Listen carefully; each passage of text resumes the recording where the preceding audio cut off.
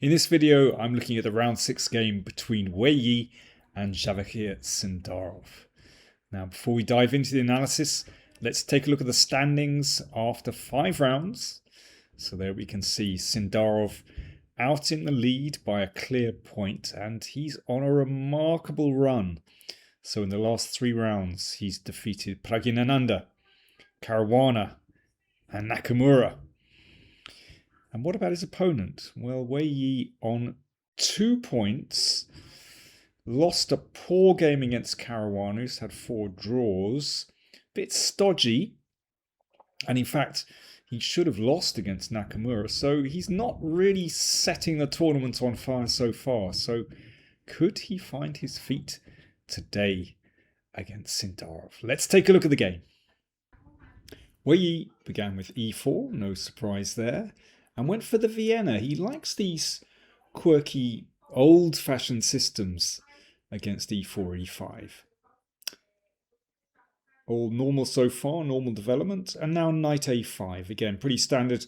Sindarov wants to get rid of that dangerous bishop. And Wei Yi is not a stranger to this position. He's played bishop b3 here before. He's also played queen f3. Today he went for a3. A little bit unusual, but, well, basically because the bishop is going to retreat back to a2, then black has to get rid of that bishop straight away. So this structure is very well known, actually, with colours reversed as well. So it's no big surprise somehow. Bishop c5. So the bishop comes to a nice diagonal. Knight f3 and d6. I mean, Sindarov spent 4 minutes overtaking the bishop, 3 minutes over bishop c5. So it's clear he wasn't quite expecting this. Nevertheless, it is a pretty standard kind of pawn formation. And bishop g5, yeah, with the bishop on c5 outside the pawn chain, unable to break the pin with bishop e7, then this pin is a bit annoying for black. So interesting to see how Sindarov handles this. a5. So that secures the position of the bishop. It can always retreat if necessary, but also black starts to gain space on the queen side. So a5 looks pretty normal. And the knight comes into d5. Now this is a very interesting moment actually in the game. I think if black wanted to kind of play without complications, then it's possible just to exchange on d5 and get castled. But this pin could be rather annoying. And, white can play castles queenside and, provoke black into playing h6 and g5. That could be quite interesting for white. So Sindarov, after 4 minutes thought, played c6 and allowed his kingside pawns to be damaged. And, this is quite a daring strategy because this bishop on h4 is still very annoying. But it's a very dynamic way for black to play. So he's going to use this semi-open g-file. Castles kingside. And a4. So Sindarov is basically saying, yeah, I'm happy with my king in the middle. He's not going to castle queenside here, very unlikely. Gain space on the queen side. And he's going to somehow use this open g-file as well. He does have the 2 bishops. Very nice bishop on e6. So how is white going to play this? Well, after 34 minutes 48 seconds, it's a long think from Wei Yi, he went for b4. So cracking open the queen side, or trying to expand on the queen side. And it's a very interesting moment, actually. So Sindarov exchanged on b3. Now, here is where I'd like you to have a think. I'm going to have a drink. What would you play here with black? Black to play Okay, over to you. See you after this message. Do you want to improve your chess? Get access to live masterclasses with yours truly? Then subscribe to patreon.com/PowerPlayChess, and for just $25 a month, you get a newsletter with a test game, calculation puzzles, a monthly opening survey, access to an archive with over 100 opening surveys. And you can join in live masterclasses exclusive to patrons where you can ask me questions directly over Zoom. All for only $25 per month. Do subscribe to patreon.com/PowerPlayChess and join the club. What did you go for here? Did you want to take the pawn a3? Well, Sindarov did not do that. He could have done. Let's have a quick look at rook takes pawn on a3. So this did not happen. Why not? Well, if this is captured, then white gets a lot of activity with that rook coming to a1. The point is this, that bishop f6 is possible. So if queen takes, rook a8 check picks up the rook on g8. Now, it's possible to give that rook. And certainly, black has chances with the two bishops and white's slightly open king. But actually, this rook has some activity and can hassle black's king. Sindarov clearly felt he didn't want to give up the initiative, perhaps a little bit too risky.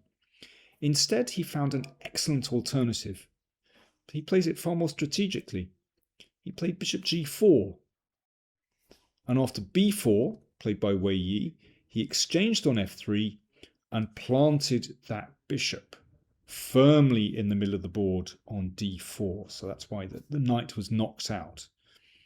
And clearly Wei Yi felt very uncomfortable here. He'd obviously underestimated this or overlooked the possibility. So he thought for over 46 minutes before making his next move, and this is when he started to fall short on time. So he took on f6, the queen came up, and the rook came to d1 and queen e6. Well, let's just take stock here.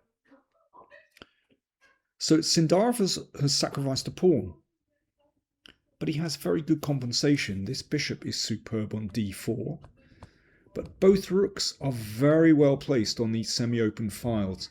The rook on a8 pressing on a3, and there's pressure on the open g file. And, well, this pawn is attacked. Not so easy to defend it, actually. If c5, then, white's pawns are really ragged. And actually after this, queen g4 in exchange, well, you can see all these pawns are vulnerable. Well, the bishop vulnerable, and that e-pawn could be taken.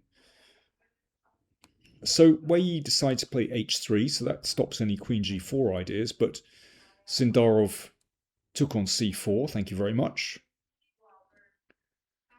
And then rook d3, trying to defend along the third rank. It's interesting that, black's king is actually, well, obviously it's stuck in the middle, but actually it's pretty secure because, black controls the center very, very well. Queen back to e6. Wants to drive away that bishop. And bishop h4 very quickly from Wei Yi. Now, it's interesting. There was an option to give the exchange here. And, white does have compensation here. It sort of transforms the position, actually. But, when you're sort of running a bit short of time, it's very hard to gauge this. You might just have a lost position if black consolidates. But that was an option. So Wei Yi instead just came back. And then the king just stepped to the side. He's Sindarov looking to put the king on g8, and behind that rook, it's actually pretty secure. Queen h5 and king g8. So the king is safe enough there. King h1. So clearly Wei Yi has decided, right, I want to step out of this pin, and I'm going to use the f pawn. So that's what happened. But c5, so this central pawn mass starts to roll forward, and that's a powerful passed c pawn. But Wei Yi decides to go all in. But he does that when he's running a bit short of time. Sindarov took. The queen came back to f3. So if he can take here, he's hoping that he can, maybe get some attack on Black's king. But with the major pieces sat very firmly on e6 and g6, actually Sindarov is pretty secure. And it was noticeable that Sindarov was playing on Wei Yi's time. He started to up the tempo. His last few moves, he really didn't take very much time at all. c5, under a minute. Takes on f4, under a minute. This one took under 2 minutes to play, rook e8. Bishop f2. Yeah, that bishop on d4 is too strong. So he exchanged off. And yeah, Wei Yi running very short of time here. Remember, the time control, 40 moves in 2 hours. Queen takes e4. And let me see. At the moment, Sindarov 2 pawns up. And Wei Yi decided to take on d6. Interesting, actually, Wei Yi has a chance here. He could have taken on c5 and played rook f3. And it's interesting, Sindarov was presented with this variation in the post-game press conference and said, well, this is just winning for Black. Queen e2. He just assumed this was very strong. But in fact, rook d8 is a cute move. And White can hold on. But this is the kind of thing that this variation is impossible to see when you're running short of time. You play the most natural move here, which is to take on d6.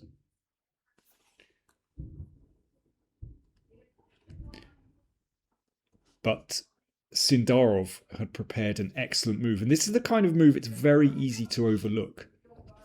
Queen e3. And Black is now winning. Now, if this is exchanged off, if there's an exchange on e3, then this pawn is just too strong. That's clear. So if Queen h4, looking to counterattack, then Queen g3, and it's White's king that is in big trouble. Wei Yi played Queen f3. But excellent technique from Sindarov. He had appreciated that c4 is just too strong for White. That passed c pawn is really powerful. It's too much. Queen g4 check played. Again, when you're short of time, you kind of think, well, maybe I've got some counterattack against Black's king. But actually, Sindarov had judged this very well. The king is safe on f8, and then it's going to be Black's turn at the other end of the board. And this is too strong. Rook d1 played, c3. That pawn is moving down the board. Queen g5, f3. Again, it's all very well calculated, just in time, making sure that there's no check on h6. And now, well, queen exchange has to be made. But here Wei Yi resigned. Okay, why did he resign? Well, okay, after pawn takes pawn, you've got to get rid of that one. Then c2 and rook e2, and White's king is just too badly placed. If king g1, rook d2, followed by rook d1 check, which seals the deal. Well, it was very interesting to see Sindarov play against Wei Yi's time pressure, play against his time shortage. That was a conscious thing. It just shows how confident he is, playing very quickly, just putting pressure on his opponent. He's really on tremendous form. And Wei Yi just couldn't take the pressure, just collapsed completely. So let's take a look at the standings. Oh yeah, just before we go on, let's just look at that key moment again. I mean, just just another very confident game from Sindarov. I like the way that he didn't mind that these f-pawns were doubled.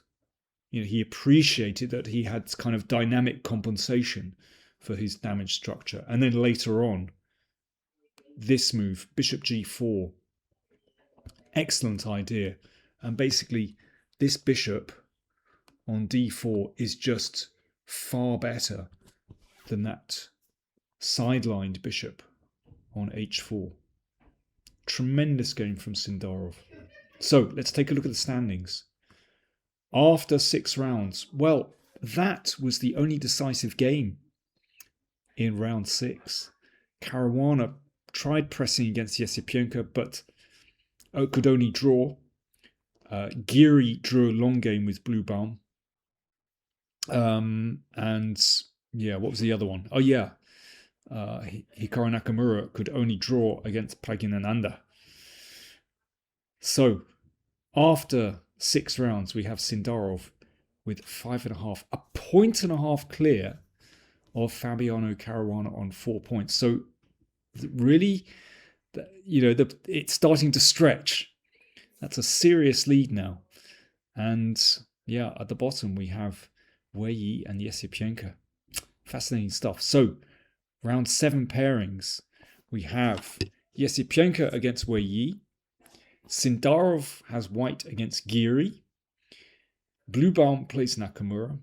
And Pragyanananda plays Caruana. This is looking very, very good for Javokhir Sindarov.